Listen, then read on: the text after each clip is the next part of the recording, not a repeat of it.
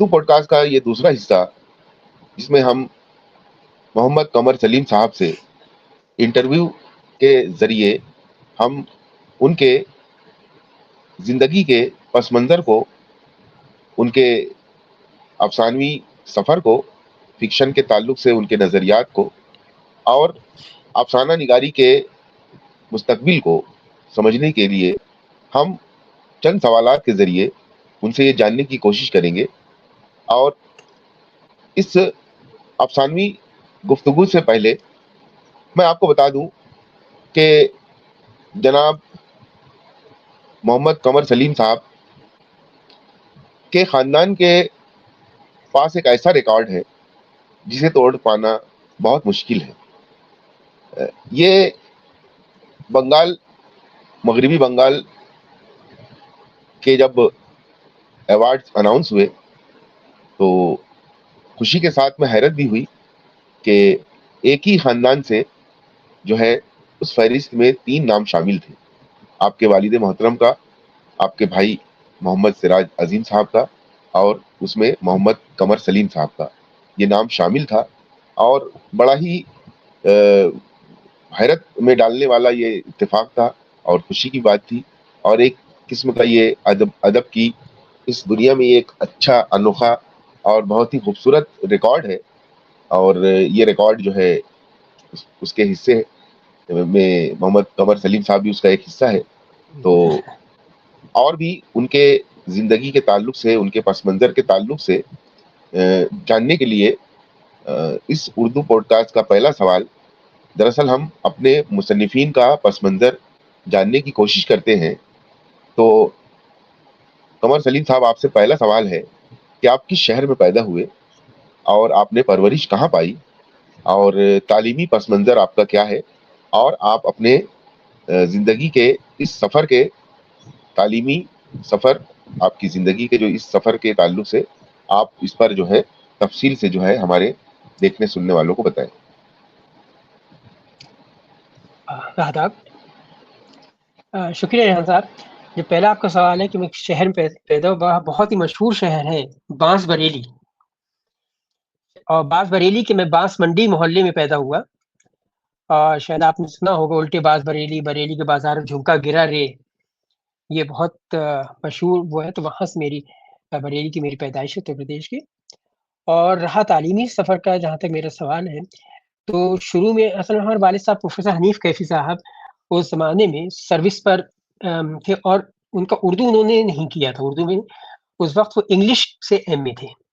تو سروس کے لیے کبھی وہ یو پی کے کچھ اس میں گاؤں میں، کبھی وہ ادھر مدھیہ پردیش کے کچھ گاؤں، کیونکہ ہم یو پی میں تو کبھی بریلی قریب تھا تو اس لیے کبھی نہیں ان کے ساتھ میں گئے. لیکن جب وہ مدھیہ پردیش میں گئے تب ہم لوگ ان کے ساتھ ہیں. جیسے میں تھوڑا سا بیک گراؤنڈ، شروع میں ہماری جو ہم بریلی میں ہم پڑھے تھے، ایک اسکول تھا ہمارا، نیشنل انگلش میڈیم اسکول، میرے خیال میں واحد اسکول اس وقت تھا.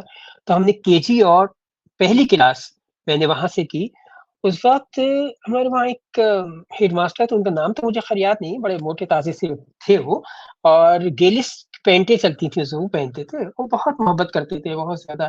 تو جب بھی ہم کوئی رنج ہوا، کچھ وہ کسی نے کچھ مار دیا، کچھ کر دیا، ان کے پاس بڑے بہت ہم کو وہ سہلاتے تھے، بہلاتے تھے اور سب کرتے. پھر ایک ٹیچر تھی وہاں پر، دیونتی ٹیچر. تو ان کا حال یہ تھا کہ اگر ہم سے اتنے ضد کرتے کہ ہمارے، تو ہمیں گھر تک چھوڑنے آتی تھی. خیر وہ یہ اس کے بعد کیا، والد صاحب کی جو سروس تھی وہ لگی بھوپال کے قریب ایک گاؤں تھا غیرت گنج، جو بھوپال سے تقریباً 100 کلومیٹر دور ہے.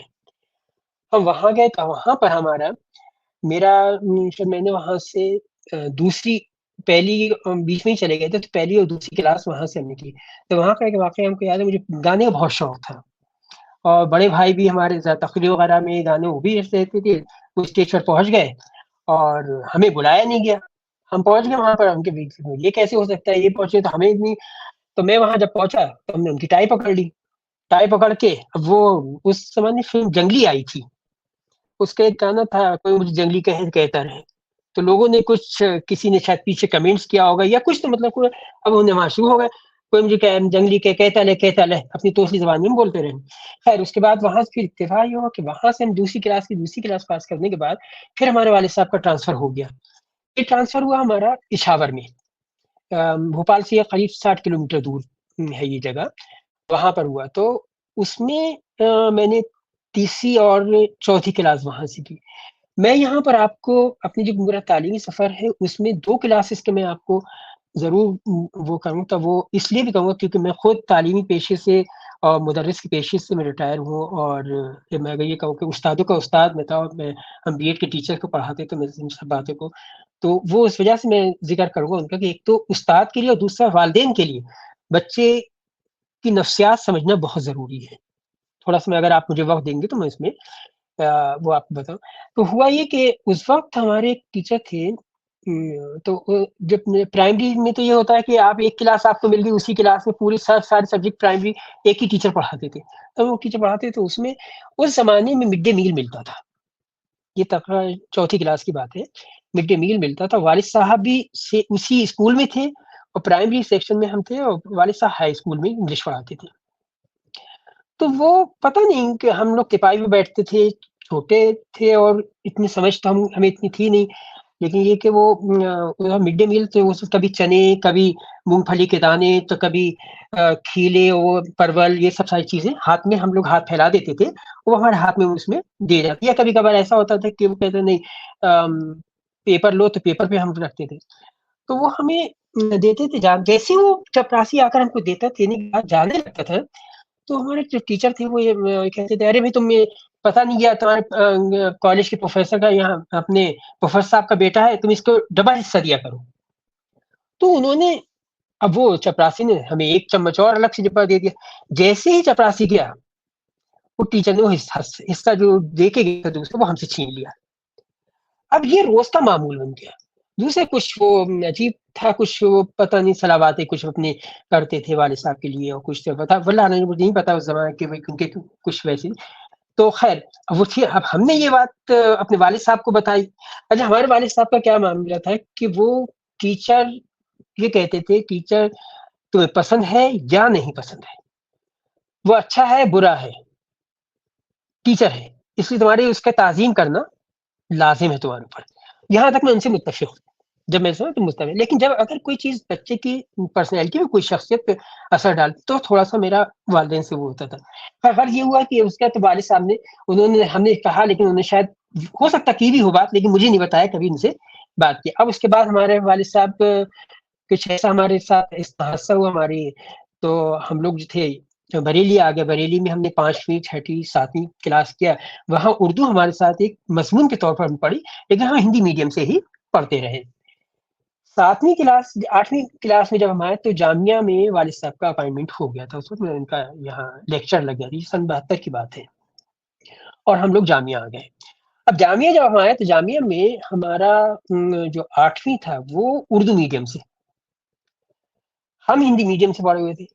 ایک مضمون کے طور پر ہمارا صرف ہم نے وہ پڑھا تھا، یا گھر پہ پڑھتے رہتے اتنا۔ اگر آپ اس وقت ہم کو کہیں گے کہ ہم اردو سے اتنے اچھی طرح نہیں تھے، تو خاص طور سے میڈیم کے پہ ہم وہ نہیں تھے، تو پھر یہ ہوا کہ اب جب ہم پڑھنا شروع کرا، خاص طور سے ریاضی کے اندر مجھے بہت مشکلات کا سامنا کرنا پڑا۔ تو وہ ہمارے سمجھ میں نہ، ہم ہندی میں پڑھ کے آئے تھے کہ لگتم اور یہ ساری چیزیں، اب یہاں پر اس میں پڑھانا شروع کیا، اب ہمارے سمجھ میں نہیں آیا کہ ٹیچر سمجھنے پہ راضی نہیں، کہ یہ سمجھ میں نہیں آ رہا، یا یہ کہ بہانہ بنا رہا ہے، کیا ہے کچھ تو۔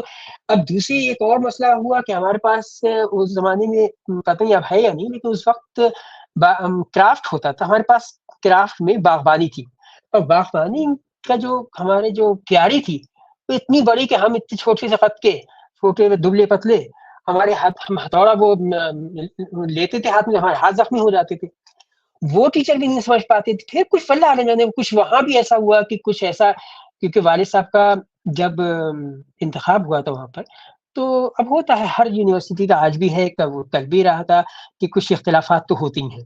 اس کا کچھ ٹیچرز وہاں پر وہ ہمارے ساتھ کچھ اس طرح نازیبا مطلب باتیں کرتے تھے، جس کا مجھے مطلب وہ ہوتا تھا۔ پھر ہم نے اپنے والد صاحب کو آ کے بتایا کہ ایسے سے ہم فیس کر رہے ہیں ساری، اور جو آپ کو معلوم کہ والد صاحب نے تو ایک تو یہ بھی ہوتا ہے کہ میں شرارتی بہت تھا، بہت شرارت کرتا، تو ان کی شرارت کرتا ہوگا اس لیے اس نے، تو انہوں نے تھوڑا سارا اس وجہ سے اس پہ دھیان نہیں دیا۔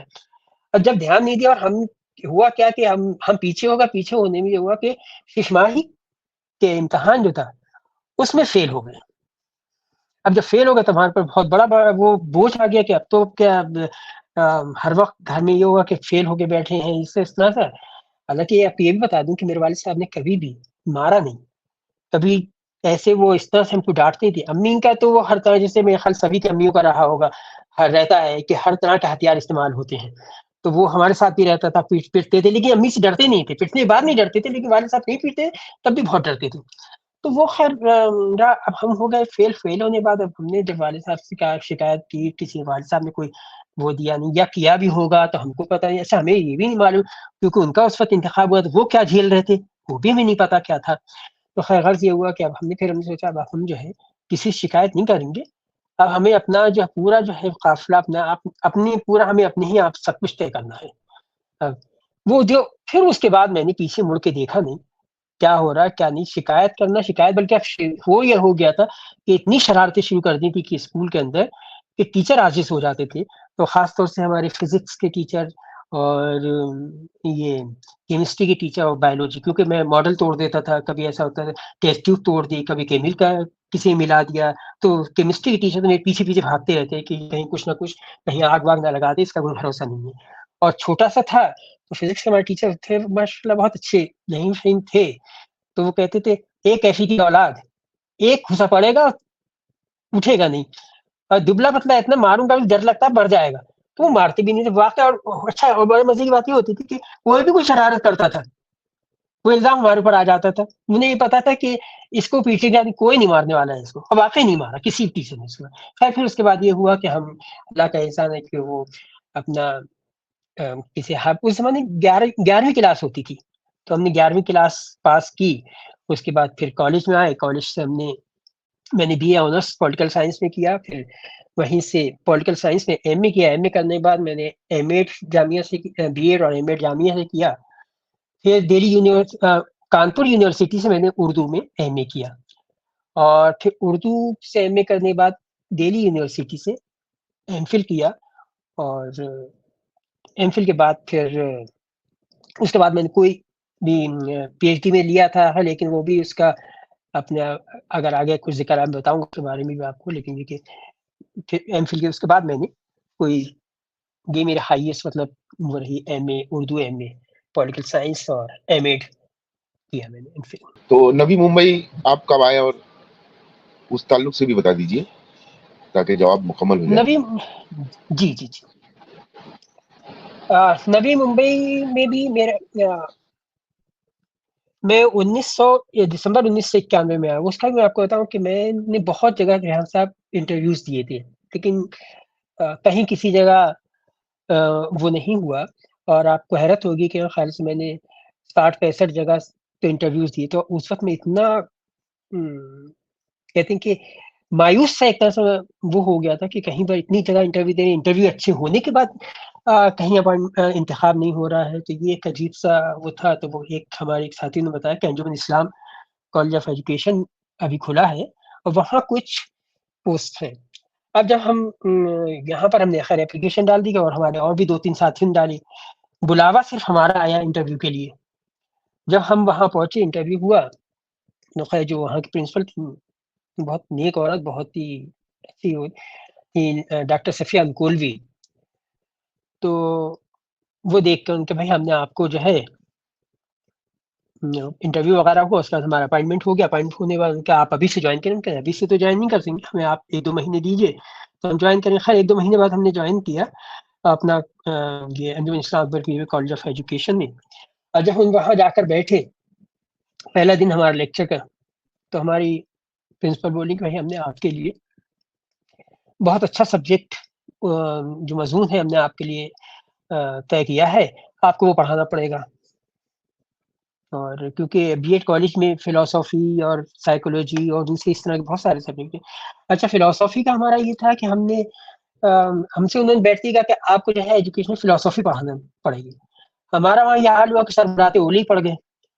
فلاسفی کا حال ہمارا یہ تھا کہ ہمیں فلاسفی, آپ یقین مانیے کہ جب ہم نے ایم اے میں نے پولیٹیکل سائنس میں کر رہا تھا تو فلاسفی کا جو پیپر تھا اس میں میں نے 72 پیجز لکھے تھے ME کلاس میں. اور آپ کو جان کر حیرت ہوگی کہ جب مارکس آئے ہیں اس کے اندر نمبرات ہمارے ہیں تو 100 میں سے 36 مارکس آئے. تو یہ حال ہمارے فلسفی کا تھا. اب جب انہوں نے کہا کہ تم آپ کو فلسفی پڑھانا, ہم تو اس کیا کریں, سر پکڑ ہم نے ان کو بہت سمجھایا کہ آپ ہمیں سائیکولوجی پڑھانا دیجیے, ہم ایسا کر دیں گے, لیکن ان کا نہیں وہ تو آپ کو جو ہے یہی پڑھانا پڑے گا, ہمارے پاس جو سائیکو کے بہت اچھے ٹیچر ہیں, اس کے بہت اچھی چیز ہے آپ. خیر اب تو وہ والا ہم تو میں نے BEd میں ہمیشہ اپنے اسٹوڈینٹس یہی کہا جب کہ وہ BEd تو ایسی جگہ ہے جہاں اوکھلی میں سر دے دیا تو اسے کچلوانا تو ہے. ہم نے بھی سوچ لیا کہ بھئی تمہارا اوکھلی میں سر ہے اس لیے کچلا تو جائے گا اس کو. تو خیر ہم نے کیا, اللہ کا شکر احسان یہ ہوا کہ جب میں نے اس کو کیا تو میں نے ایک اللہ کا احسان یہ کہ میری ایک اپنے ہی الگ فلسفی میں پہچان بن گئی, اور میں ریٹائر جو ہوا ہوں سبکدوش میں تو اسی سے فلسفی پیپر پڑھاتے ہوئے, اور اردو کیونکہ ایک میتھڈ کے طور پر ہم پڑھاتے تھے تو اردو ہم نے وہاں پڑھائی. تو اس طرح سے ہمارا وہاں 30 سال تقریباً میں نے اپنے انجمن میں لگائے ہیں, اور 2021 میں وہاں سے سبکدوش ہوا. تو اس کے بعد ابھی 2 سال سے تو ایسا ہے کبھی بمبئی اور کبھی دلی, کبھی بامبے, کبھی دلی چل رہا ہے. اور شاید سلسلہ چلے, کیونکہ جس شخص نے 30 سال گزار دی ایک جگہ پہ تو چیز چھوٹنے والی نہیں ہے جلدی. جی صحیح ہے. یہ بھی بڑا مزیدار رہا کہ آپ کو 72 پیج لکھنے پر 36 نمبر ملا, یعنی کہ 2 صفحات پر 1 نمبر. یہ بھی کمال کی بات ہے. اور دوسرا کہ اتر پردیش سے آپ کا سفر شروع ہوا, پھر بھوپال سے ہوتے ہوئے دلی, اور پھر دلی سے ممبئی. تو بڑا ہی خوبصورت سفر رہا آپ کا. اور اب جو ہے اسی مطلب ہمارے یادوں کے جھروکوں میں جانے کا ایک اور سوال ہے کہ آپ نے لکھنے کا جو سفر ہے وہ کس طرح شروع ہوا, یعنی کہ لکھنے کا شوق کیسے پیدا ہوا, اور پہلا افسانہ یا کہانی یا جو بھی ہے وہ پہلا افسانہ آپ نے کب اور کیسے لکھا؟ جی ریحان صاحب, اس کی بڑی دلچسپ کہانی ہے میری لکھنے کی. ایک لکھنے کی بات جہاں تک یہ ہے کہ یہ تو خاندانی بھی ہے. ہمارے دادا حالانکہ ان پڑھ تھے, مگر ان کا کیا تھا کہ کیونکہ پہلے کے لوگ جو اٹھنا بیٹھنا ہوتا ہے صحبت بہت معنی رکھتی ہے, بیٹھنا اٹھنا ان کا بہت اچھا ہوتا تھا. تو ان کو آج فارسی کے اس کے اور اردو کے بہت اشعار یاد رہتے تھے, اور وہ سناتے تھے, پوچھتے تھے ہم لوگوں سے, مطلب پوچھتے تھے بتاؤ اس کا کیا مطلب ہے. اب ظاہر سی بات ہم تو خود اس وقت نابلد تھے بہت سی, تو وہ لیکن یہ کہ ایک وہ ماحول تھا. اس کے بعد والد صاحب کا یہ تھا, والد صاحب ہمارے دادا کاروباری آدمی تھے, لیکن والد صاحب کبھی بھی کاروبار کی طرف نہیں گئے. ان کو ہمیشہ جو ہے پڑھائی سے ہی دلچسپی, اور بہت ریکارڈز انہوں نے مطلب اپنے پڑھائی کے اس میں. اب یہ سمجھ لیے اس زمانے میں MA انگلش کرنا اور پھر کافی اچھے اس سے پاس ایک معنی رکھتا تھا اس وقت. تو لکھنے پڑھنے کا شوق ان کو, لکھتے پڑھتے تھے. اب اس میں جب ہم لوگ دلی آئے تو ان کو دیکھتے تھے, وہ جب لکھنے بیٹھتے تھے تو رات بھر لکھتے تھے, اٹھتے نہیں جب تک وہ اپنا کام مکمل نہیں کرتے تھے. اور اس زمانے ایک چیز ہماری اور عادت پڑ گئی تھی کہ ہم لوگ بھی ساتھ میں بیٹھتے تھے اپنے پڑھنے کے لیے, تو ان کو چائے کی بہت طلب لگتی تھی. تو وہ کہتے ہیں وہ امی سے کہو چائے بنا دے. اب ہم کہاں امی سے کہنے جائیں گے چائے بنانے کے لیے.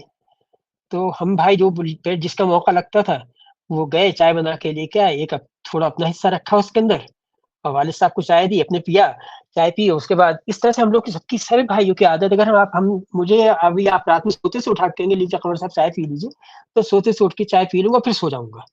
تو چائے اتنی ہم لوگ کی عادت پڑ گئی تھی والد صاحب کی وجہ. خیر وہ ہوا تو ان کو دیکھ کے لکھتے. پھر ہم نے ایک 9ویں جماعت میں جب میں تھا تو کالج میں اسکول میگزین نکلتی تھی, اس کے لیے اعلان ہوا صاحب اسکول میگزین میں آپ کو لکھنا ہے.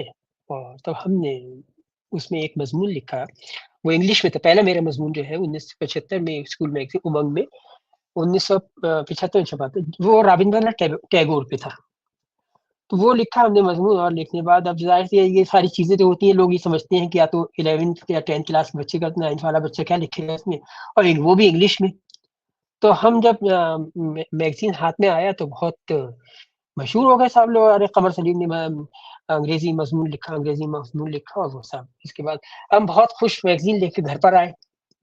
اب جب گھر پر میگزین لے کر آئے تو بڑے بھائی کو دکھایا, بڑے بھائی نے دیکھنے کے بعد پھر والد صاحب کو دکھایا. امی کے ہماری کے کیونکہ اردو پڑھی ہوئی تھی, گھریلو وہ تھی تعلیم, تو انگریزی کا مضمون تو نہیں ہوتا, وہ خیر والد صاحب کو دکھایا. اب والد صاحب کو جب دکھایا تو پذیرائی ہونے کے بجائے یہ ہوا کہ کس سے چیک کرایا تھا. ہم نے کہا چیک کرایا, اب ہم خاموش. جو ان کو یہ بہت ہے کہ کوئی بھی چیز ہے آپ ان کو پرفیکشن دو, شروع سے آپ رہا ان کا ہے ایک چیز کے اندر, تو وہ ہم نے اب ان کا کچھ بھی, حالانکہ ایک آدھ دو غلطی ہوں گی مگر انہوں نے ذرا تھوڑا ناگواری سی دکھایا. اب اس کے بعد ہم جو تھے, اچھا میرے جو دوسرے بھائی تھے وہ والد صاحب سے پڑھنے لکھنے معاملے میں بات چیت کرتے لیتے تھے, لیکن پتہ نہیں کیوں مجھے کبھی بھی میں نے والد صاحب سے پڑھنے لکھنے کے معاملے میں زیادہ بات نہیں کی کہ یہ بتا دیجیے, یہ سمجھا دیجیے, کبھی نہیں کی. ایک آدھ بار شاید وہ بھی شاید اس کی وجہ یہ ہے کہ ایک کلاس میں وہ چھوٹا تھا, میتھس مجھے سمجھا رہے تھے اور میتھس کا سوال سمجھ میں نہیں آیا مجھے, 2-3 گھنٹے تک سمجھاتے رہے, آخر تھک ہار کے بیٹھ گئے کہ جاؤ سو جاؤ. ہم سو گئے, دوسرے دن وہ پیپر میں آیا بھی نہیں وہ سوال, جس کی وجہ سے اتنی لانتی ہم پڑھی اور ہمارا ڈر بیٹھ گیا ہمارے اندر. تو خیر تو پھر اس کے بعد سے میں نے لکھنا بند کر دیا. اب جب لکھنا بند کر دیا تو ہم نے اسکول میں بالکل لکھا نہیں. پھر ہم کالج پہنچے. اب کالج کی اور اسکول کی فضا میں تو بہت زمین آسمان کا فرق ہوتا ہے. جتنے بھی ہمارے ساتھی تھے سب نے الگ الگ, کسی نے ہمارے ایک کورس ہوتا ہے اس کا آنرس کا, تو کسی نے کسی اس میں لیا, کسی الگ الگ, سب نے جتنے تھے سب بڑھ گئے, سب اپنے اپنے. پھر وہاں تو آپ کا اچھا جامعہ کا ماحول ایسا تھا اس زمانے بہت فری ہے, بہت زیادہ آزادانہ طور پر, کوئی مطلب گھومنے پھرنے میں کسی کے ساتھ وہ نہیں تھا. ہم لوگ اپنے, مگر ہمارے ساتھ ایک مسئلہ یہ تھا, والد صاحب بھی اسی کالج میں, ہم بھی اسی کالج میں, تو ہمارے ساتھ بڑا بندشیں بہت زیادہ تھیں. بندش یہ نہیں تھی کہ والد صاحب کو ہمیں تو وہ بندش ان کی طرف سے لگی, یہ ہوتا ہے ارے کوئی بات ہوگی تو والد صاحب پاس شکایت بھی پہنچ جائے گی, والد صاحب سے یہ ہوگا وہ کیا ہم تھوڑا.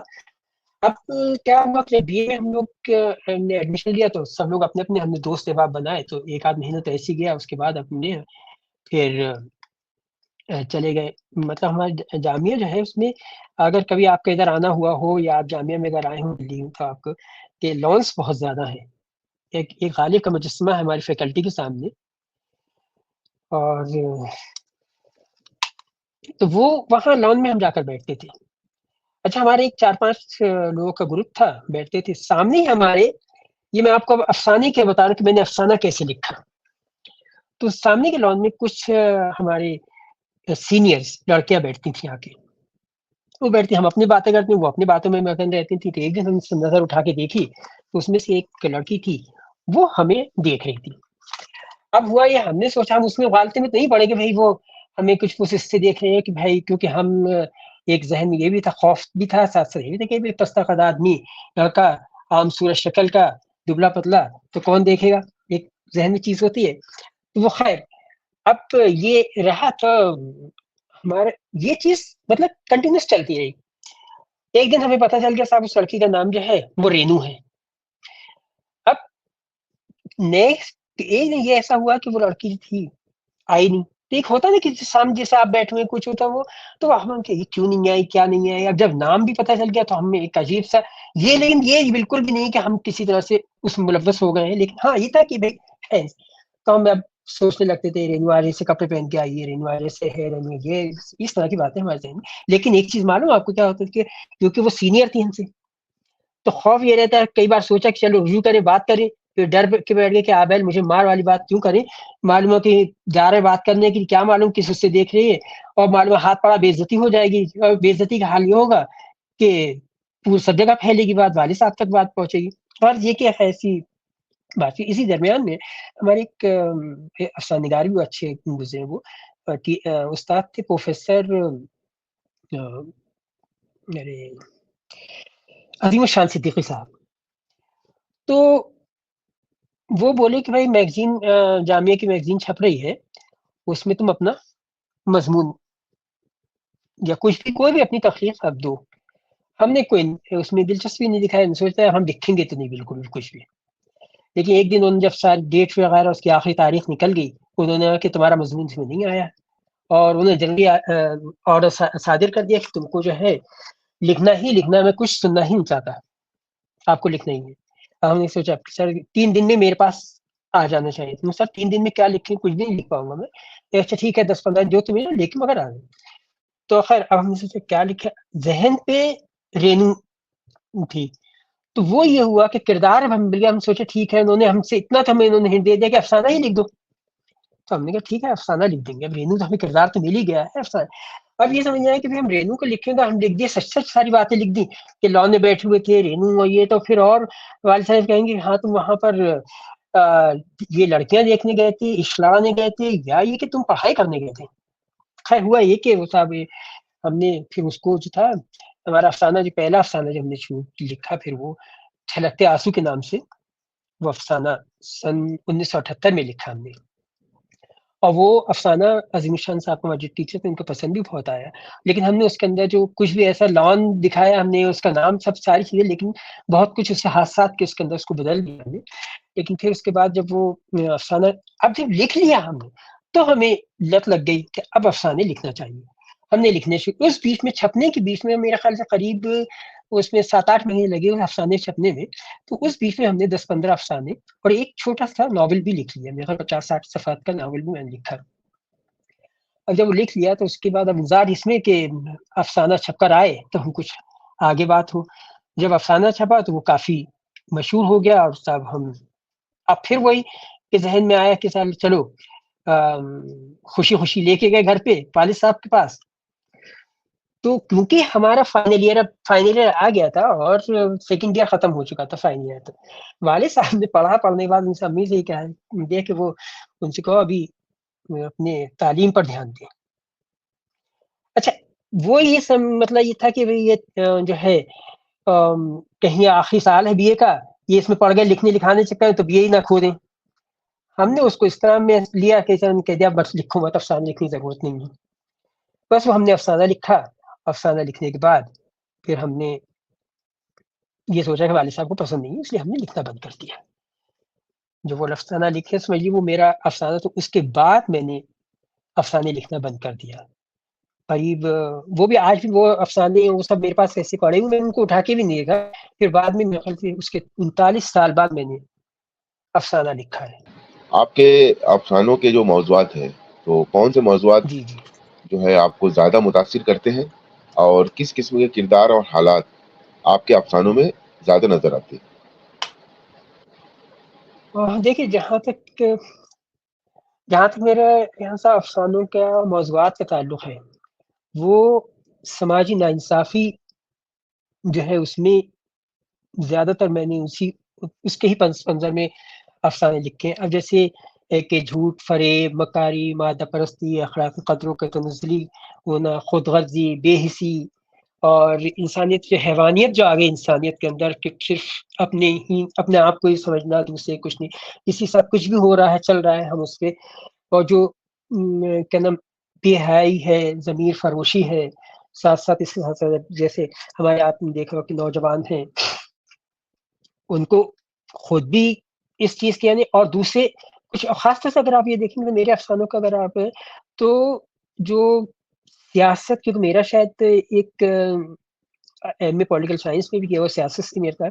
तो वो जो हुकूमतों के ख़ास तौर से और जो पार्टीज़ हैं और इस तरह के इन लोगों की जो नाइंसाफ़ी है जो अपने फ़ायदे के लिए कुछ भी थोप देती हैं, उससे मुतासिर मेरे बहुत से ऐसे होते हैं कि आपने देखा होगा कि किसी वजह से कहीं भी फ़सादात हो जाते हैं। कहीं भी आपने देखा होगा कि जो किसी को भी दहशतगर्द करार दे दिया जाता है। कभी ऐसा देखा हो कि आप लोग मुंशियात के अंदर अपने ड्रग्स के अंदर लोगों को फँसा देते हैं। तो और एक ख़ास तौर से जो मैंने जो चीज़ को छुआ है वो कश्मीरियों के मसाइल के ऊपर मैंने ख़ास तौर से उस पर रोशनी बल्कि अगर मैं ये कहूँ कि मैंने तक़रीबन कश्मीर के ऊपर कुछ नहीं तो 13-14 अफ़साने लिखे हैं। वो मुख़्तलिफ़ रसाइल के अंदर शाये भी हुए हैं और ज़्यादातर यही रहा है कि जो भी जो मौज़ूआत मतलब ऐसा होता है कि जो मौजूदा दौर में जो चल रहा है जैसे अभी किसानों का चल रहा था मामला और इसी तरह से सीए का मामला था या अभी आपका कोरोना हुआ इस तरह तो इन पे भी मेरे इस तरह के मौज़ूआत जो भी मौजूदा दौर हाज़िर के जो मौज़ूआत हैं और जो समाज से जिनका ताल्लुक़ है, उनको ही मैंने अपने अफ़सानों के अंदर जगह दी है। اور رہا کردار کا جہاں تک سوال ہے، کردار میں میں نے یہ کہ ہے کہ عورت کو مرد کے سامنے لا کر کھڑا کیا ہے کہ وہ کسی بھی طرح سے مرد سے کم نہیں ہے، اور یہ دکھایا کہ وہ اگر کسی بھی چیز پہ اگر اتر کر آتی ہے کسی بھی اس میں، تو وہ اپنے حق کے لیے لڑنا جانتی ہے، اور اپنے حق اور پھر اس کا جو درجہ جو ہے وہ کسی بھی طرح سے مرد سے کہیں کم نہیں ہے۔ اور دوسرے یہ بھی دکھایا جہاں پر اتنی بے حیائی ہو گئی ہے، انسان حیوان ہو گیا ہے، بے حسی ہونے کے باوجود کہیں نہ کہیں انسانیت ضرور ہے۔ یہ افسانوں کے عام طور سے میری بہت سی بات اور کرداروں کا جی، یہ حل۔ آپ کے جو پسندیدہ افسانہ نگار ہیں اور ان کی کون سی جو تصانیف ہے آپ کو متاثر کرتی ہیں، یعنی کہ آپ تو کون سے مصنفین جو ہے آپ کے فیوریٹ ہیں، اور اپنے فیوریٹ اپنی پسندیدہ کتابیں یا افسانی مجموعہ اس تعلق سے بتائیے۔ دیکھیے جہاں تک اگر آپ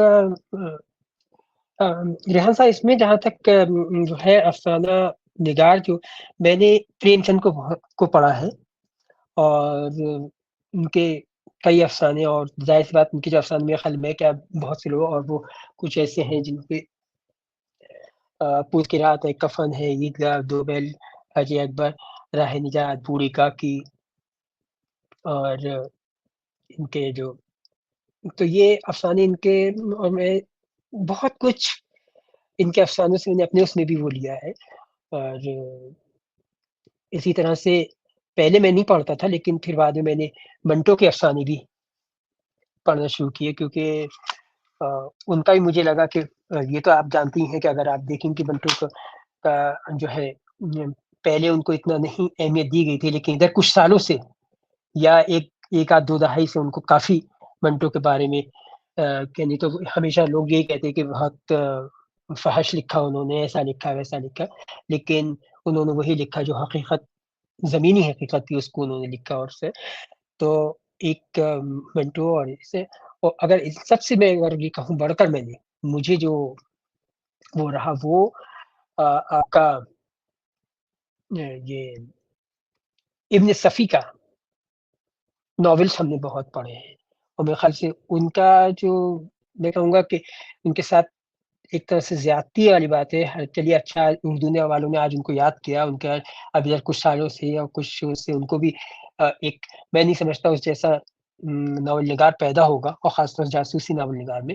تو ان کا کافی حد تک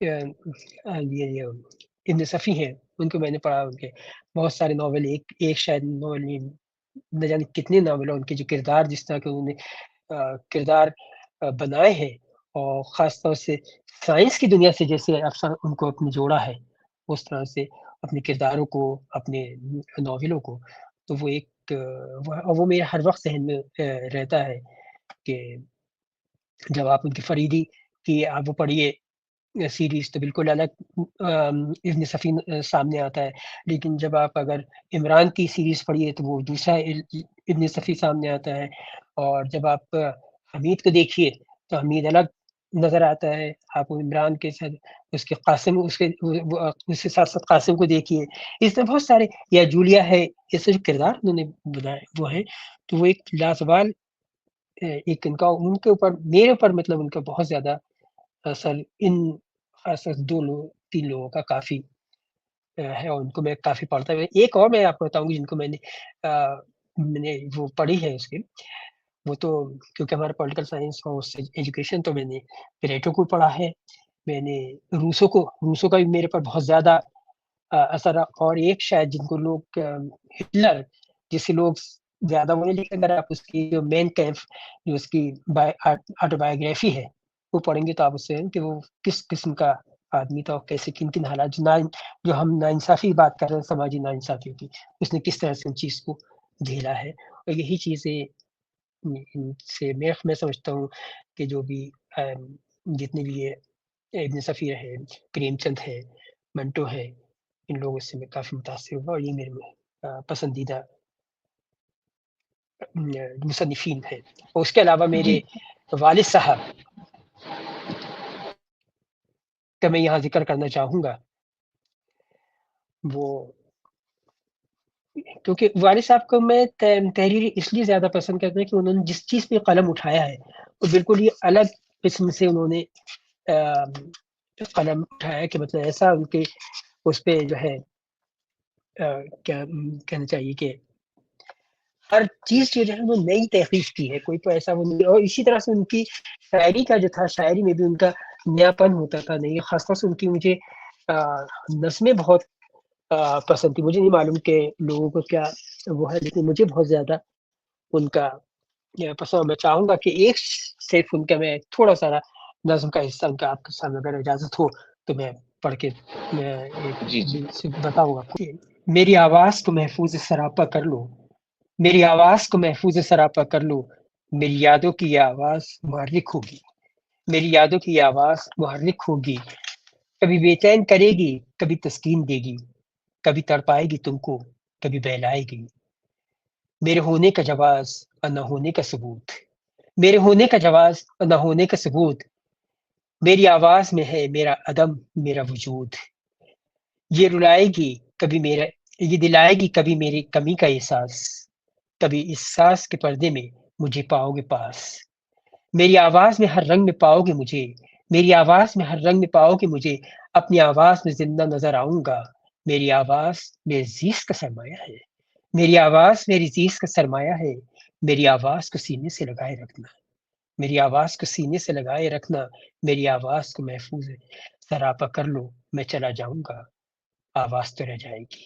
اب آپ کے تخلیقی عمل کے بارے میں ہمیں جاننا ہے کہ افسانہ لکھنے کا آپ کا کیا طریقہ ہے؟ کیا کوئی خاص وقت یا ماحول ہوتا ہے جب آپ لکھتے ہیں؟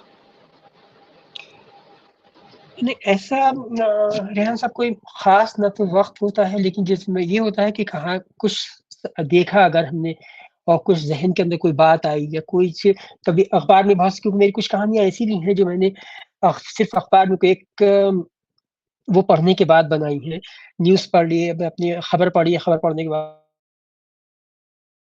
بنتے رہتے ہیں، ذہن کے اندر پکتی رہتی ہے وہ چیز. اس میں ظاہر سی بات ہے کبھی تو ایسا ہوتا ہے کہ کچھ ہفتے لگ جاتے ہیں، کبھی مہینے بھی لگ جاتے ہیں، اور جب وہ پک جاتی ہے ایک طرح سے تو پھر وہ ہے. کیونکہ آج کل تو آپ سہولت یہ ہے کہ لیپ ٹاپ ہے اور تھوڑا ٹائپ کرنا بھی آتا ہے، تو بیٹھ جاتے لیپ ٹاپ لے کے اور اس کو لکھنا شروع کر. اگر کچھ چند صفحات کی کہانی ہے کہ اور آپ نے پوری طرح پک چکی ہے اس کو، تو پھر میں خوشی ہوتی ہے ایک ہی نشست میں اس کو بیٹھ کر لکھ لیتا ہوں. پھر بعد میں اس میں ترمیم اور اصلاح وہ تو ایک بات کی چیز ہے، لیکن یہ اس کو کاغذ پہ اتار لیتا ہوں. پھر بعد میں کچھ ایسی ہیں کہانی جو کئی نشستوں کے اندر بیٹھ کے لکھنا پڑی ہے، اور کیونکہ کئی ٹائم پلاٹ اگر مل گیا ہے تو اس کے اندر کردار کو کچھ چینج کرنا، کچھ ایسا کرنا، تو اس وجہ سے یہ ہے. لیکن یہ نہیں ہے کہ کوئی مخصوص وقت ہے کہ اسی رات میں ہی لکھنا ہے، دوپہر میں ہی لکھنا ہے. صبح اگر صبح اٹھ کے بیٹھے اور ذہن پہ آگے ایک دم سے تو فوراً صبح بھی چائے پی اور چائے پینے کے بعد لکھنا شروع کر دیا.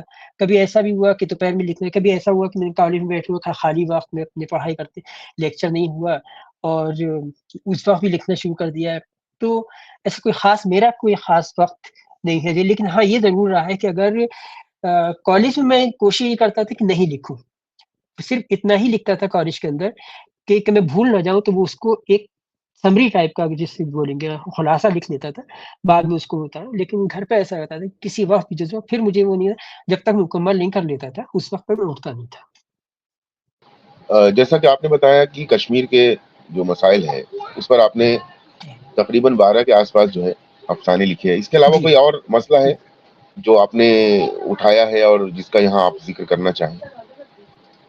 دیکھیے، کشمیر کے علاوہ جو ہماری یہ فرقہ واریہ فسادات کے جو ہے اس پہ میرے کئی افسانے ہیں، اور میرے خیال 4-5 افسانے اس کے اوپر بھی ہوں گے.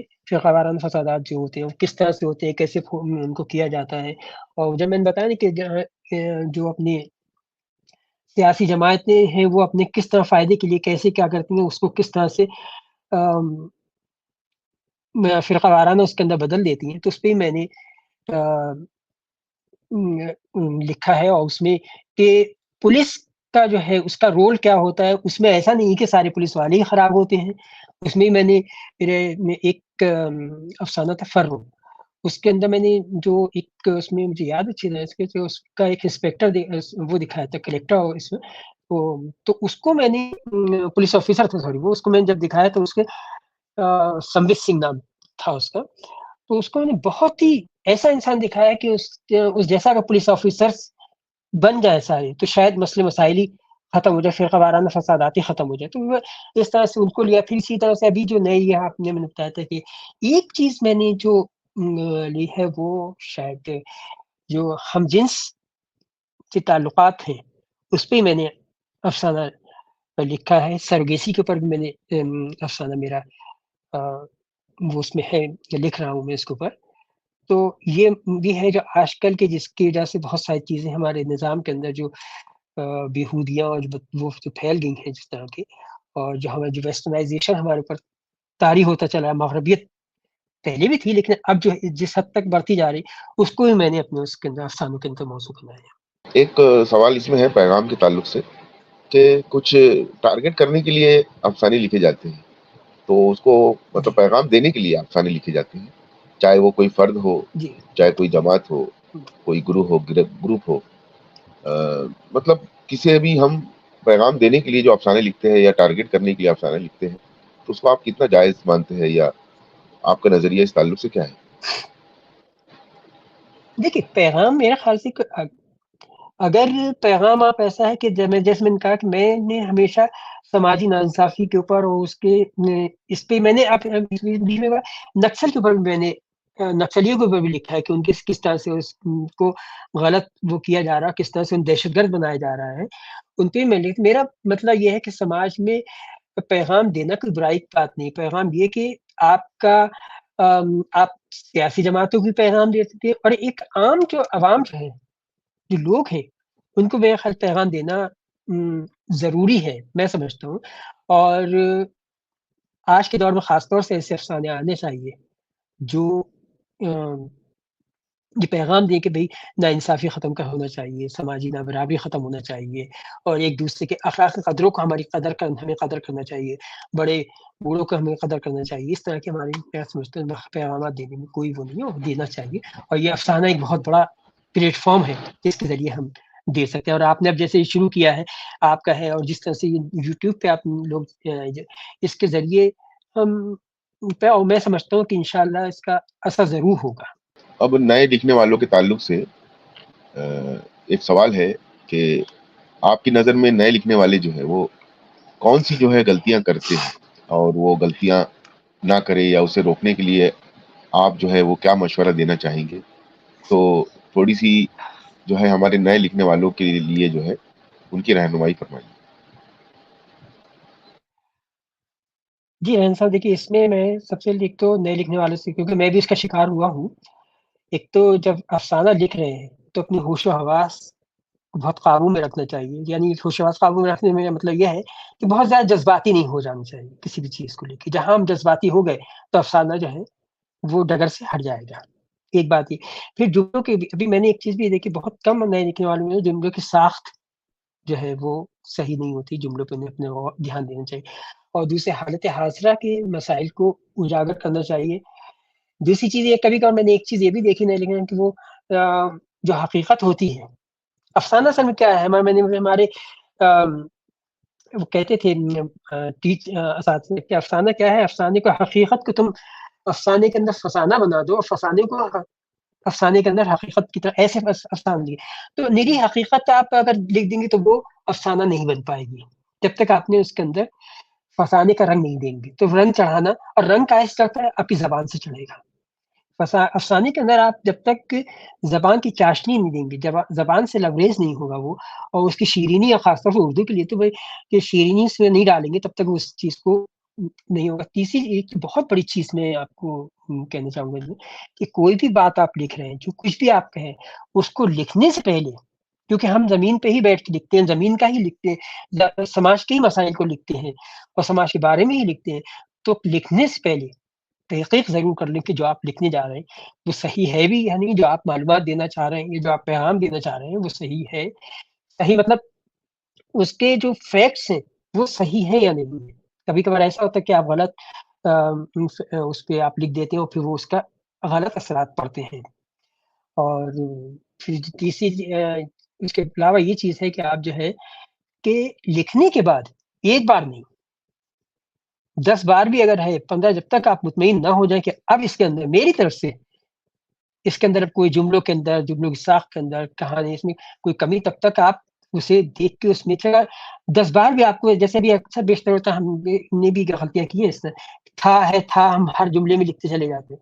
اب پڑھیے، جب آپ پڑھیں گے تو آپ کو خود بخود وہ اس بات کا احساس کہ نہیں، یہ جو ہے جملہ یا یہ لفظ، کیونکہ افسانے کے اندر بہت ہی آپ کو اکنامی آف ورڈس جس کو ہم بولتے ہیں وہ آپ کو استعمال، اور اس کے لیے ہمیں بار بار پڑھنا پڑتا ہے. جب تک ہم بار بار پڑھیں گے نہیں تب تک ہم صحیح لکھ نہیں پائیں گے اپنے ہی افسانے کو. اور جی ایک ساتھ ایک دوسری چیز یہ بھی ہے لکھنے والوں کے لیے، میں یہ کہوں گا کہ ایک بار جب آپ لکھنے بیٹھ رہے ہیں تو ایک ہی پہلے کانسیپٹ افسانہ لکھ رہے تو افسانہ ہی لکھیے. ادھر ادھر ہاتھ پیر میں کہ میں افسانہ بھی لکھ لوں، میں مضامین بھی لکھوں، میں یہ بھی لکھوں، میں وہ بھی لکھوں. میرے ایک جب تک آپ اس پہ دستہ حاصل نہ کر لیں اس وقت تک پھر دوسرے اس کو آپ نہ چھویں. میرا یہ ماننا ہے اور میں نے اس کو میں یہی کرتا بھی ہوں اس طرح سے. بہت ہی جو ہے کارآمد باتیں ہیں. ہمارے نئے لکھنے والوں کو ضرور جو ہے، کیونکہ ہر کوئی نیا ہوتا ہے بعد میں وہ پرانا ہو جاتا ہے، لیکن بالکل اگر ہم شروع سے ہی اگر اپنے، جیسے آپ نے کہا کہ نئے لکھنے والوں کو پہلے طے کرنا چاہیے ایک چیز پر ان کا دھیان رہے، اس کے بعد جو ہے جی جی مختلف شعبوں میں جو ہے وہ اپنے قدم رکھے جا سکتے ہیں.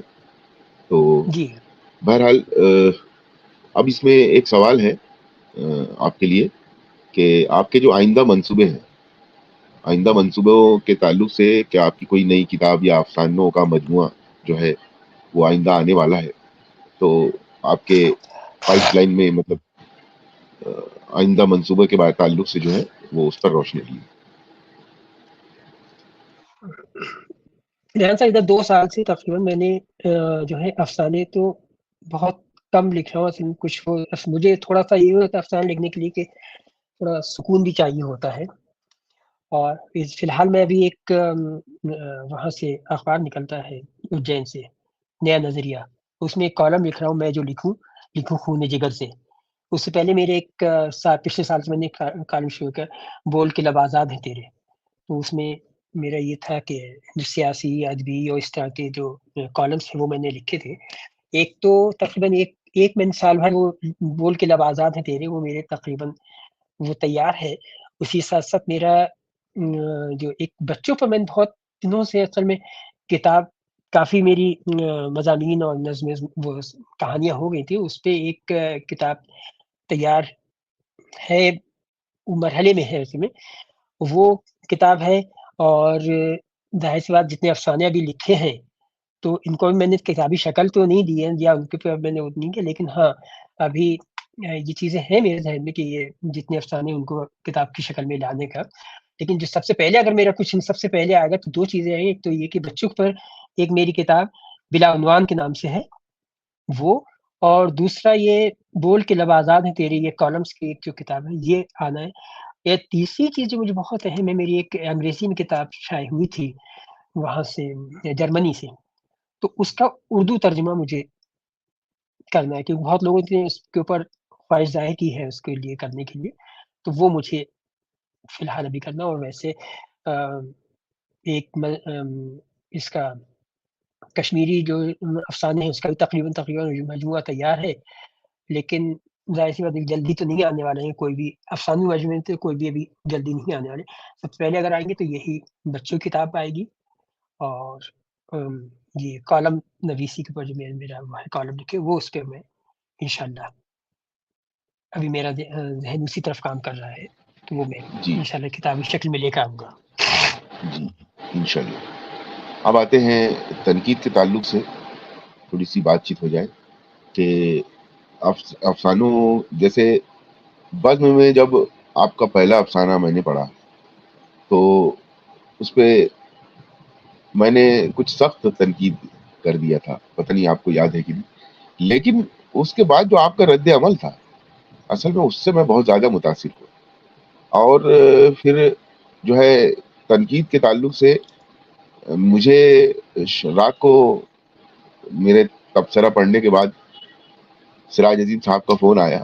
انہوں نے بہت دیر بات کی اور بعد میں پھر بتایا کہ سلیم جو ہے وہ میرا بھائی ہے. تو پھر میں نے سراج بھائی سے کہا کہ بھائی سراج بھائی یہ مطلب میرے کو مطلب آپ بولے کیوں نہیں؟ بولے نہیں بولا رہتا تو تم بولے تنقید نہیں کرتے اس طریقے کی کھل کر، کیونکہ وہ کہیں نہ کہیں ذہن میں رہتا کہ بھائی یہ سراج بھائی کے بھائی ہے. تو اس کے بعد لیکن جو آپ کا جو رد عمل تھا وہ بہت ہی شاندار تھا. مطلب اس کے بعد سے ایسا ہے کہ اتنے اچھے تعلقات ہمارے بنے. آپ نے ہمیشہ جو ہے ہم مطلب بعد میں پھر آپ نے اپنا مجموعہ بھی بھیجا، اور بعد میں آپ کو میں اچھی طرح سے پڑھا، بہت اچھی طریقے سے. جب میں نے جب دیکھا جیسے آپ جب تنقید بھی کرتے ہیں نا، تو وہ تنقید میں آپ کی تنقید سے کافی متاثر ہوتا ہوں. ٹو دا پوائنٹ ہوتی ہے، بہت ہی شائستگی سے اور بہت ہی نرم لہجے میں آپ کی تنقید ہوتی ہے. ابھی جیسے مثال کے طور پہ محمد علیم اسماعیل ہمارے بہت اچھے دوست ہیں، میرے چھوٹے جی بھائی جیسے ہیں. جی ان کا جو افسانہ تھا قبرستان میں کھودی ہوئی قبر جو ہے قبریں، اس پر آپ نے جو تبصرہ کیا تھا تنقید کا، سبھی لوگوں نے بہت پسند کیا. تو میرا کہنا ہے کہ تنقید اسی طریقے سے ہونی چاہیے. اور علیم سر نے بھی اس کو بہت اچھی طریقے سے قبول کیا. اور آپ کا وہ جو آپ نے کیونکہ ایک دم آخری وقت میں آپ نے وہ پیش کیا تھا اور سبھی لوگوں نے اس کو پسند بھی کیا، اور اسی طریقے سے تنقید ہونا چاہیے. تو بہرحال افسانے کی تنقید پر جو ہے آپ کا کیا رد عمل ہوتا ہے یہ تو میں بخوبی جانتا ہوں. لیکن یہ سوال اس لیے رکھا گیا ہے کہ جو ہمارے نئے لکھنے والے ہیں انہیں کیا رد عمل پیش کرنا چاہیے.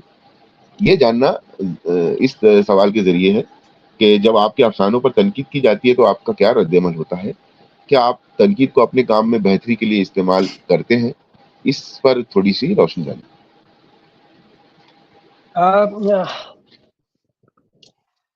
ریحان صاحب، وہ شاید آپ کیونکہ آپ نے اس افسانے کا ذکر کیا، اور میرے بھائی سے اس سلسلے میں آج تک کبھی بات نہیں ہوئی کہ آپ سے کیا بات ہوئی، کیا ہوا. اور شاید آپ کو اگر مجھے اس وقت آپ ہی نے نہیں، شہروز نے بھی مجھے، کیونکہ وہ اس لیے میں بتاؤں کہ میرا اس کے بعد رد عمل وہ کیا یوں تو میں ہمیشہ اس بات کی ہمیشہ میں قائل یہ رہا ہوں، ہمیشہ میں کہتا ہوں اپنے طلبہ سے میں نے ہمیشہ یہ کہا کہ دیکھو، تنقید کرنا، تنقید برائے تنقید، کیا ہمیں تنقید کرنا، ہم کریں گے تنقید، کچھ بھی ہو چاہے کتنی اچھی بھی چیز ہو، وہ تنقید نہیں ہے. تنقید برائے اصلاح ہے اگر، تو وہ تنقید کہلاتی ہے. اور جس وقت وہ آیا تھا تو میں نے، کیونکہ اصل وہ جس وقت بز میں آیا تھا افسانہ، تو میں خود بھی اس افسانے کے فیور میں نہیں تھا. لیکن اب کیونکہ بز میں آ گیا تھا، اور اچھا سلام بھائی سے میرے بہت اچھے جی، اور کہ نہیں انہوں نے ان کے افسانہ سے میرا افسانہ شاید نیا دور میں شائع ہوا تھا. ان کا بھی تھا افسانہ، میرا بھی اسی میں. انہوں نے تو کہ نہیں یہ افسانہ بن جائے گا، انہوں نے مجھے یہ افسانہ ہی تو ان سے میری بات بھی ہوئی تو ان کے نہیں وہ اچھا افسانہ ہے. اور جب اس کے اوپر وہ آئے تو مجھے غصہ تو بہت آیا، یقین مانے بہت غصہ آیا.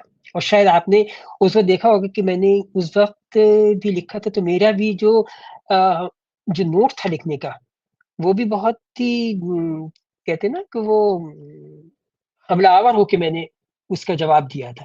لیکن پھر بعد میں نے سوچا، میں کہہ رہا یہ ریحان نے، انور مرزا نے، شہروز نے اگر کیا تو کچھ نہ کچھ تو ہے جو ایک اگر آدمی کرتا تو پھر یہ ہوتا ہے بھائی یہ تو ہو سکتا ہے کہ وہ دیکھیے کبھی کبھار یہ ہوتا نا کہ وہ ہم دو بھائی ہیں.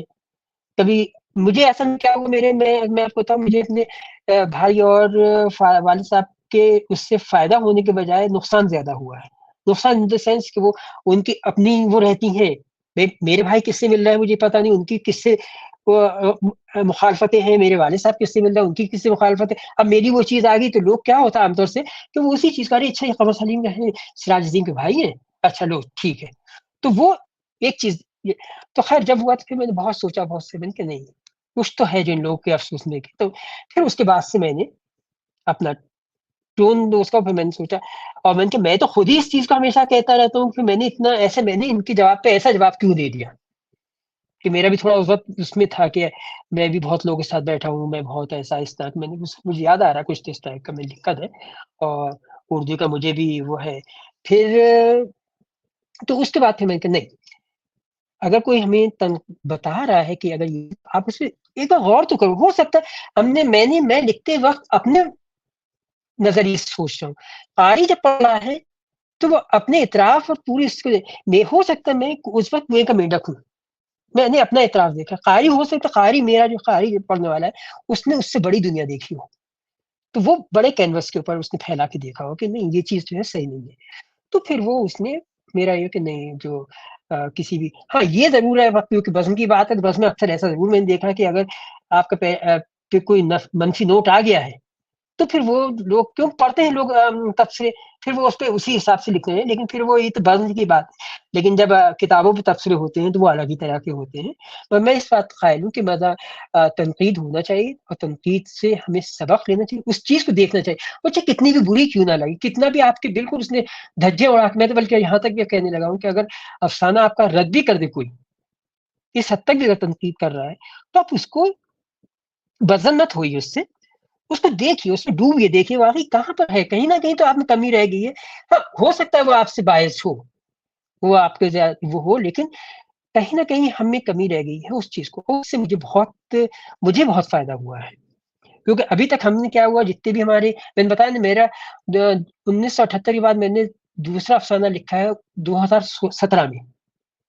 2017 اب ہمیں کہاں سے معلوم ہوتا تھا، اس میں جو جریدہ ہے رسالہ ہے اس کے اندر چھپ کے آ گیا کہ قمر سلیم کا افسانہ بہت اچھا تھا، قمر سلیم کی یہ خرابی تھی، یہ جو کچھ بھی آ گیا اسے. لیکن یہاں کے ہم روبرو ہوتے تھے سامنے، اس سے میں نے کہ اگر ایسے پلیٹ فارمز ہیں تو ان پہ اگر معلوم ہوتا ہے تو بہت ہی اس کے فائدے کی بات ہے. اور میرے اس سے پہلے بھی ایک آدھا اور شاید آپ نے میں ایک افسانہ مجھے وہ بھی یاد ہے میں نے اس پہ لکھا تھا وہ سا منڈیر پہ بول رہا ہے کاغا بنا نام کے، اور اس پہ جی جی بہت دلچسپ بہت اس پہ بہت ہنگامہ ہوا تھا کہنا چاہیے.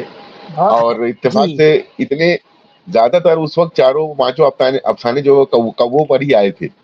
اور جی آپ کا جو ہاں اور وہ آپ کا بھی جو کاغا یعنی کہ کوہ جو ہے اس پہ بھی بہت ہی ہنگامہ ہوا تھا.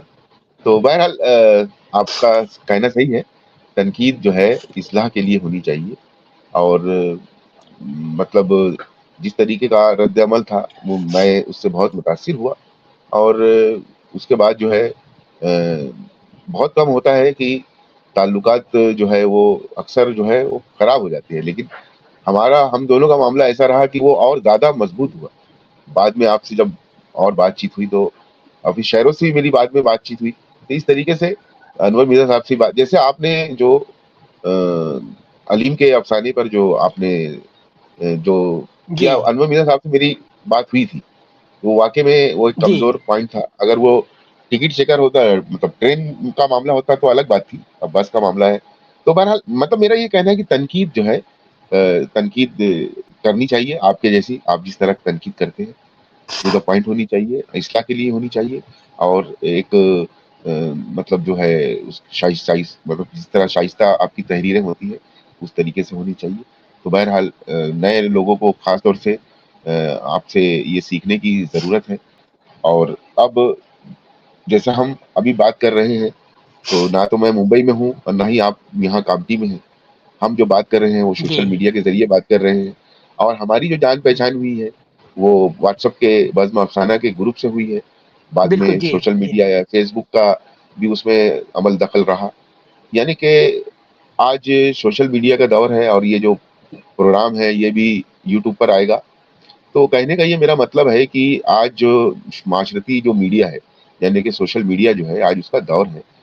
تو آپ کے نظریے کے حساب سے آپ کیا خیالات کیا ہے اس تعلق سے کہ افسانوی جو ادب ہے یا فکشن ہے، خاص طور سے جو افسانوی ادب ہے، اس کو اس سوشل میڈیا سے آپ کی نظر میں فائدہ ہوا ہے یا نقصان ہوا ہے، یا جو بھی ہے اگر درمیان کی کوئی بات ہے تو آپ کا کیا خیالات ہے اس تعلق سے؟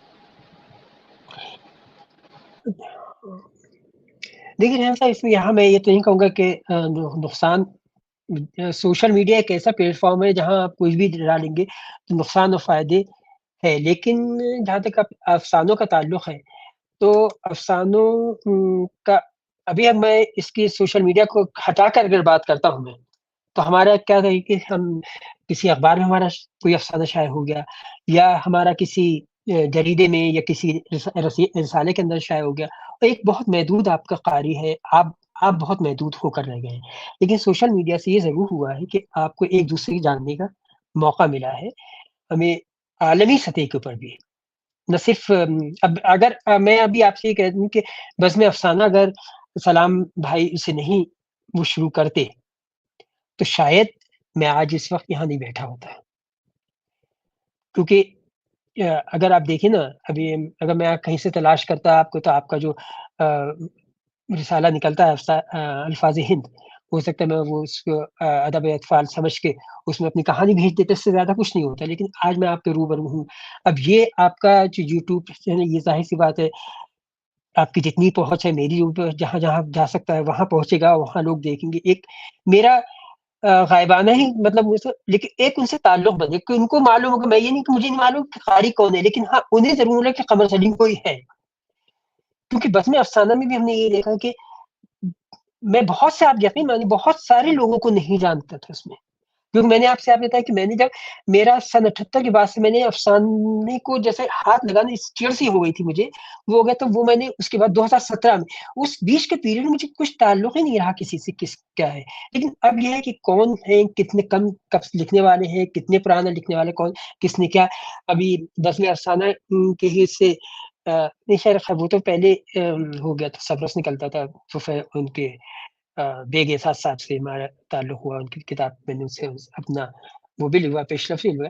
لیکن یہ کہ میں سمجھتا ہوں کہ سوشل میڈیا کا فائدہ تو بہت زیادہ ہوا ہے، اور منفی ادب جیسے تنقید برائے تنقید ہے وہ ہے، اور اس پہ بھی اس کے جو سوشل میڈیا پہ افسانے بھی آئیں گے، وہ واحیات بھی ہوں گے، سب کچھ ہوں گے. اس کے باوجود یہ عالمی سطح پہ میں بہت زیادہ فائدہ ہوا ہے، اور بہت ایک دوسرے کے لوگ قریب آ رہے ہیں. اور یہی ہمارا پیغام بھی ہے کہ ہم ایک دوسرے کی کہ ہمارا جو ہے یہ صرف ہندوستانی نہیں، اگر ہم ادب کے حساب سے بھی دیکھیں تو ہماری مٹھی کے اندر پوری دنیا آ گئی ہے، اور ہم عالمی گاؤں کے اندر رہ رہے ہیں، جس میں میں بہت سارے اس میں بہت زیادہ انٹریکٹ نہیں، لیکن پھر بھی فیس بک پہ ہے، یا ایک کچھ عالمی افسانہ فورم ہے اس کے اوپر ہے اس طرح سے. تو وہ کہ مجھے باہر والے بھی لوگ کچھ جان، میں یہ تو نہیں کہوں گا بہت دے، لیکن ہاں میں جس طرح کچھ لوگ جاننے لگا تو اس طرح مجھے بھی کچھ لوگ جاننے. اور میں سمجھتا ہوں کسی بھی طرح سے یہ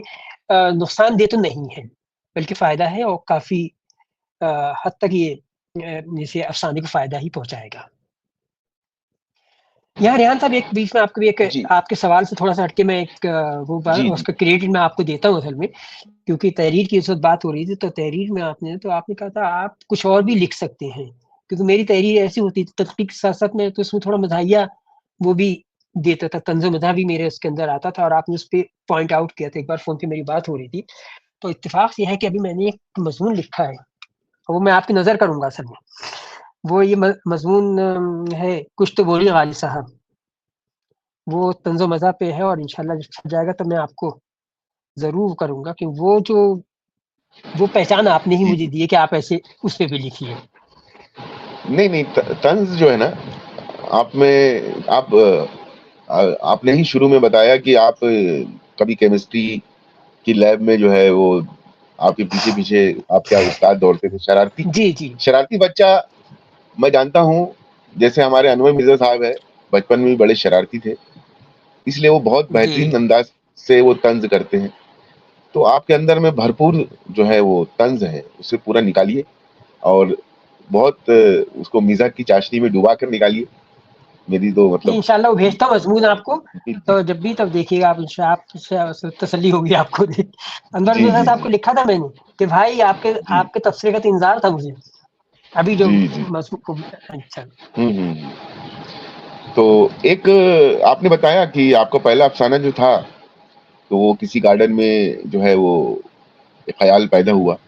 تو بہرحال جی کہ آپ کے کوئی خاص واقعہ جو ہے جو آپ نے افسانے میں، اس کے علاوہ اگر کوئی قابل ذکر ہے کہ جس کو آپ نے افسانوں میں یا اپنے مطلب کہانیوں میں جو ہے اس کو پیش کیا ہے، ایسا کوئی ہو تو اس کا بھی یہاں ذکر کر سکتے ہیں آپ، کیونکہ یہ سیکنڈ لاسٹ سوال اسی پہ ہے، تو اس تعلق سے بھی آپ کچھ اگر کہنا چاہتے ہیں تو کہہ سکتے ہیں۔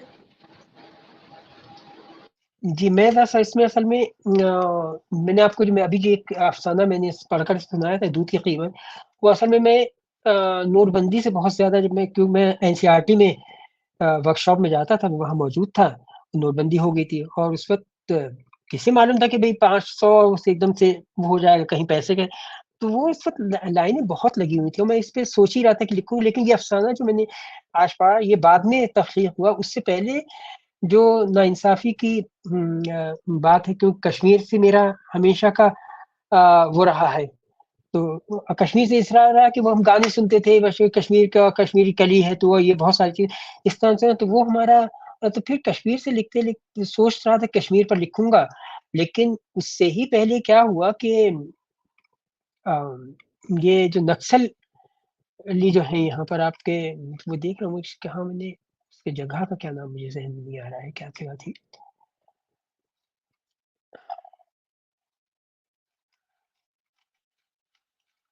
تو وہ خیر وہ ہوا، تو اس پہ بھی میں نے اچھا میں نے اس کی جو متھن چکرورتی فلمی ہیرو جو ہے اس کی ایک بار وہ بایوگرافی پڑھی تھی میں نے، تو اس میں یہ بھی نکسل تھا، اور نکسلیوں کی یہ تھا کہ ان لوگ بہت دبایا گیا، بہت زیادہ اس طرح کی ان کے ساتھ بہت زیادتیاں کی گئی، تو وہ پھر اس وقت کچھ ایسے واقعات ہو گئے تھے کہ کئی لوگ انہوں نے جو ہے نکسلیوں نے بہت سارے پولیس والوں کو مارا تھا، کافی 30-35، اور اس سے پہلے پولیس نے جو سی آر پی ایف ہے انہوں نے ان کو مارا تھا، تو وہ اس سے ہی متاثر ہو کے پھر میں نے وہ دہشت گردی اس کے اوپر، پھر دہشت گردی کے اوپر میرے کئی افسانے پھر اس کے بعد میں نے لکھے، پھر میں نے جو یہ بام بلاسٹ ہوئے تھے اس کے پر بھی ایک میں دلہن اسی کی بنوں گی، اس میں کہ اصل میں مجرم کون ہوتا ہے اور پھنسایا کسے جاتا ہے، کس طرح سے اس کا، تو یہ ہمیشہ یہ نئے ایسی نوجوان جو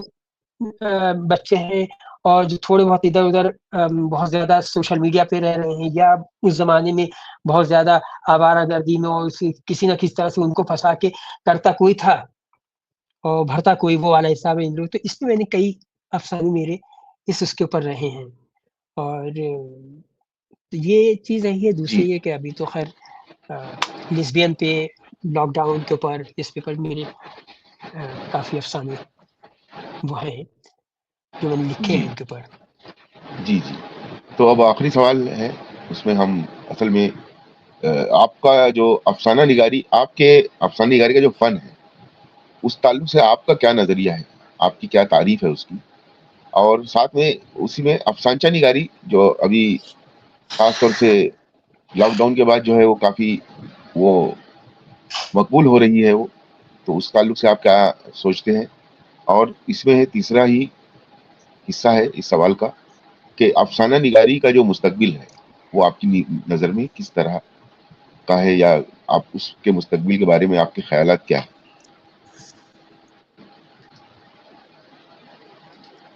جی یہ دیکھیے جہاں تک افسانے کا میں جہاں تک سمجھتا ہوں افسانہ وہی کامیاب ہے جو قاری کو اپیل کرے۔ ہم کس لیے افسانے پڑھتے ہیں؟ اکثر بیشتر ایسا ہوتا تھا میں ابن صفی کو لے کے بیٹھ جاتا تھا، تو اپنا محظوظ ہو رہے ہیں، پھر کوئی اگر کہیں پریشانی ہے یا افسانہ، میرا جہاں تک افسانے سے بھی ہے کہ افسانہ قاری کو محظوظ ہو رہا اس سے اگر کسی پریشانی میں کسی اس کو اپنے پڑھ کے اس سے اپنی کہانی محسوس ہونے لگے۔ ہاں دیکھیے اس کی فنی خوبیاں اور خامیاں کیا ہیں وہ تو نقاد کا کام ہے، اور وہ ضروری اس لیے ہے کہ بھائی ٹھیک ہے کہ آپ کو کتنا نکھار آپ کے افسانے کے اندر، لیکن پہلا سب سے پہلا میرا افسانے نگاری سے یہ ہے کہ افسانے نگاری فن کہ جس قاری کے لیے آپ لکھ رہے ہیں، جس کے لیے بھی آپ لکھ رہے ہیں، اس کو اپیل کرنا چاہیے، اس کو ٹچ کرنا چاہیے، اس کے ذہن پر، اور اس کے مطلب کہتے ہیں ایک دم کہتے ہیں یہ افسانہ کو چھو گیا ہمارے، جیسا لگ رہا ہے جیسے میری ہی کہانی ہے، تو ایک چیز اس افسانے کے حساب سے میں اس چیز کو کہوں کہ افسانے اسے آسودگی فراہم ہونا چاہیے، اس کا مطلب اسے کچھ محسوس ہونا کہ ہاں پڑھ کے اس نے کچھ تسلی اسے ہوئی ہے۔ یہ اچھا رہا سوال آپ کا اس کا جو آپ نے سوال کیا ہے افسانچے کا، تو میں اس پہ بھی ایک مضمون لکھ رہا ہوں. وہ دیکھیے وہ تحقیق کا کام ہے, سمجھ سکتے, اس میں دیر لگ رہی ہے. وہ یہ ہے کہ انچو کا ادب, میں اسے انچو کا ادب کہتا ہوں. افسانچے کی جہاں تک آپ بات کریں گے تو افسانچے نے تو اپنی جگہ بنا لی ہے, لیکن میں یہ پیغام بھی دینا چاہوں گا یہاں سے کہ جو واٹس ایپ پہ اور فیس بک پہ جو لوگ افسانچے کے نام پہ کچھ بھی ڈال دیتے ہیں, تو میرے خیال پڑھنے والے کو ان کی ہمت افزائی نہیں کرنا چاہیے. اس سے کیا ہو رہا ہے کہ وہ افسانچہ, اس کی جو حیت ہے, جس کا جو ایک اپنا فنی خوبیاں ہیں, اس کو پہ ضرر پڑ رہی ہے. کیونکہ آپ جب ظاہر سی بات کوئی بھی چیز ہوگی, ایک تو ویسے ہی آپ نے کہانی طویل کہانی سے چھوٹی کرتے رہتے افسانے سے آپ نے اس کو بولے. اب لوگ کچھ بھی ڈال رہے ہیں, اس کو بھی آپ لوگ واہ واہ واہ کرتے, تو مجھے اس سے تو بہت چڑ پیدا ہوتی. اب اس کے علاوہ لوگوں نے کیا نظمانچے آ گیا ہے, تو میں وہی کہنے والا تھا کہ شاید کچھ دن کے اندر آ جائے گا تنقیدانچے آ جائے گا, اور میں کہہ دوں گا کہ کلیم احمد نے کہا تھا کہ غزل جو ہے ایک نیم ویشی صنف ہے, بس ہوگی تنقید. پھر میں لکھ دوں گا تحقیقانچے, تو میں لکھ دوں گا صاحب وہ عبدالحلیم شرر نے جو ہے یہ رسالہ دلگزاد اتنے سال تک شائع کیا, ہو گیا ختم. تو یہ اس سے نقصان پہنچتا ہے. دوسری سنس کو تو میں کہوں گا نقصان پہنچا, لیکن افسانچے نے اپنا ایک مقام بنا لیا, اور اسے میرے خیال سے کوئی وہ نہیں. اور اگر نقصان پہنچائے گا تو یہ واٹس ایپ پہ جو اور فیس بک پہ جو چھوٹے چھوٹے سے لطیفے جیسے آ جاتے ہیں. بھئی آپ افسانچے کو دیکھیں نا, افسانچہ اگر آپ دیکھیں تو اس کو کہتے ہیں, ہمارے یہاں کہتے ہیں اسکول از جو مرر ہے, اسکول جو ہے وہ سماج کا مرر ہے, آئینہ ہے. تو وہ افسانہ کا آئینہ جو ہے آپ کا افسانچہ ہے. یعنی آپ کو باتیں سب وہی رکھنا پڑیں گی نا, جو بھی جس کی جزیات نکال رہی ہے. اگر آپ کا افسانے کے اندر کردار ہے, آپ کا کردار میں آپ کا خاتمہ بھی ایسے ہونا چاہے, آپ کی شروعات بھی ہونے, ہر چیز مانگ رہا ہے نا وہ افسانچہ, تبھی وہ افسانچہ کہلا رہا ہے, جب بھی اس نے اپنی جگہ بنائی ہے. ایسا نہیں کہ وہ افسانچہ آپ پڑھیں گے تو واقعی ایک سے خوبصورت افسانچہ بھی ہے. تو ہاں یہ ہے یہ کہ بھائی میں اور انچوں کے لیے تیار نہیں ہوں کہ خاکانچے ہو گیا تو نظمانچے ہو گیا, دوسرا یہ اس طرح کے ہے, اس سے میں ان کے خلاف ہوں.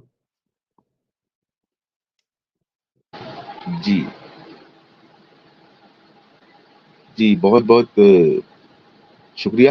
آپ سے بات کر کے مجھے تو کافی لطف آیا. امید ہے ہمارے سننے والے اور ہمارے دیکھنے والوں کو بھی وہ انشاءاللہ پسند آئے گا. تو میں مدھیہ بھارت ٹائمز اور ماہنامہ الفاظ ہند کی جانب سے جو ہے وہ اس اردو پوڈ کاسٹ کے لیے محمد قمر سلیم صاحب کا میں شکریہ ادا کرتا ہوں.